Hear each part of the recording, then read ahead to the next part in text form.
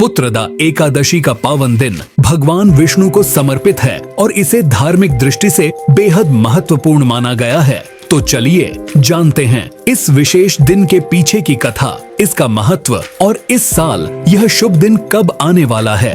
पुत्रदा एकादशी का शाब्दिक अर्थ है पुत्र प्राप्ति का आशीर्वाद देने वाली एकादशी। यह पावन तिथि हिंदू धर्म में अत्यधिक महत्व रखती है और पौष मास के शुक्ल पक्ष की 11वीं चंद्र दिवस को मनाई जाती है। इसी प्रकार श्रावण मास में भी एक पुत्रदा एकादशी आती है, जिसे श्रावण पुत्रदा एकादशी के नाम से जाना जाता है। इस दिन विशेष रूप से विवाहित दंपत्ति भगवान विष्णु की उपासना और व्रत रखते हैं ताकि उन्हें संतान सुख का वरदान प्राप्त हो सके। यह पर्व विशेष रूप से वैष्णव समुदाय द्वारा भक्ति और श्रद्धा के साथ मनाया जाता है। पारंपरिक हिंदू समाज में पुत्र को परिवार की वृद्धावस्था का सहारा और वंश परंपरा का वाहक माना गया है। इसी कारण पुत्रदा एकादशी का महत्व इतना विशिष्ट है कि वर्ष भर में 2 बार इसे मनाने की परंपरा है, जिससे इसका आध्यात्मिक और सामाजिक महत्व और भी बढ़ जाता है। भविष्य पुराण में पुत्रदा एकादशी की कथा का उल्लेख मिलता है। यह कथा भगवान कृष्ण ने धर्मराज युधिष्ठिर को सुनाई थी। कथा के अनुसार भद्रावती नामक नगरी में सुकेतुमान नाम के राजा का राज्य था। राजा धनी और शक्तिशाली था, परंतु उसकी कोई संतान नहीं थी। उसकी पत्नी रानी शैव्या भी इस चिंता से दुखी रहती थीं। राजा सुकेतुमान का मन राज्य, धन, हाथी घोड़े, मंत्री या किसी भौतिक सुख में नहीं लगता था। उसे बस एक ही चिंता सताती थी, मेरे बाद कौन मेरा पिंडदान करेगा? बिना संतान के मेरे पितरों और देवताओं का आरण कैसे चुका पाऊंगा? जिस घर में पुत्र नहीं होता वह घर अंधकारमय रहता है। राजा की चिंता दिन रात बढ़ती गई।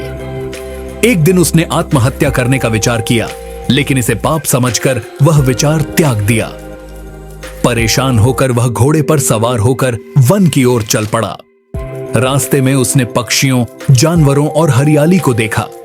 कहीं मृग और सिंह खेल रहे थे तो कहीं हाथी अपने बच्चों के साथ विहार कर रहे थे। प्रकृति के इस दृश्य ने राजा को सोचने पर मजबूर कर दिया कि उसके जीवन में इतनी उदासी क्यों है। राजा प्यास से व्याकुल हो गया और पानी की तलाश में भटकने लगा। तभी उसे एक सरोवर दिखाई दिया। वह सरोवर सुंदर कमलों से भरा था और उसके चारों ओर मुनियों के आश्रम थे। राजा ने मुनियों को प्रणाम किया। मुनि, जो विश्वदेव थे, उसे देखकर प्रसन्न हुए और बोले, हे राजन, हम तुमसे प्रसन्न हैं, अपनी इच्छा बताओ। राजा ने निवेदन किया, हे महात्माओं, मेरे जीवन में सबसे बड़ा दुख संतानहीनता है। कृपया मुझे एक पुत्र का आशीर्वाद दें। मुनि बोले, आज का दिन संतान देने वाली पुत्रदा एकादशी है। यदि आप इस व्रत का पालन करेंगे तो भगवान की कृपा से आपको अवश्य ही पुत्र का आशीर्वाद मिलेगा। राजा ने पूरे विधि विधान से एकादशी का व्रत किया और द्वादशी के दिन व्रत का पारण किया। इसके बाद मुनियों को प्रणाम कर वह महल लौट आया। कुछ समय बाद रानी शैव्या ने गर्भ धारण किया और 9 महीने बाद एक पुत्र को जन्म दिया। वह राजकुमार न केवल शूरवीर और यशस्वी था, बल्कि प्रजा का सच्चा रक्षक भी बना। कथा के अंत में भगवान कृष्ण ने युधिष्ठिर से कहा, हे राजन, जो भी संतान प्राप्ति की इच्छा रखते हैं उन्हें पुत्रदा एकादशी का व्रत अवश्य करना चाहिए। इस व्रत की महिमा को जो सुनता या पढ़ता है उसे अंत में स्वर्ग की प्राप्ति होती है।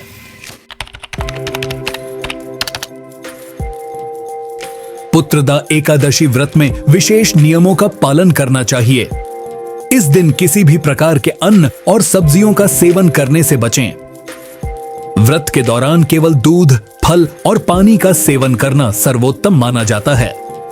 यह व्रत पूरी श्रद्धा और संयम के साथ करना चाहिए। अगले दिन द्वादशी के दिन भगवान विष्णु की विधि पूर्वक पूजा अर्चना कर व्रत का पारण करना चाहिए। पौराणिक मान्यताओं के अनुसार इस दिन पीले रंग के वस्त्र का दान करना अत्यंत शुभ होता है। पीला रंग भगवान विष्णु को अत्यधिक प्रिय है। कहा जाता है कि इस दिन वस्त्र दान करने से जीवन में समृद्धि और सौभाग्य का आगमन होता है। इस शुभ तिथि पर तुलसी के पौधे का दान विशेष महत्व रखता है।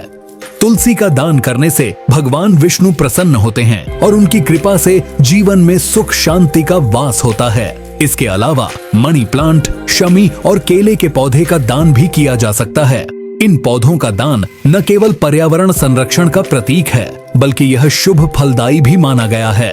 पुत्रदा एकादशी के दिन विष्णु सहस्रनाम स्तोत्र का पाठ करना अत्यंत शुभ और लाभकारी माना जाता है। यह स्तोत्र भगवान विष्णु के 1000 नामों का संग्रह है और इसे सनातन धर्म के सबसे पवित्र ग्रंथों में से एक माना गया है। विष्णु सहस्रनाम का पाठ करने से मानसिक शांति, आध्यात्मिक ऊर्जा और भगवान विष्णु की कृपा प्राप्त होती है।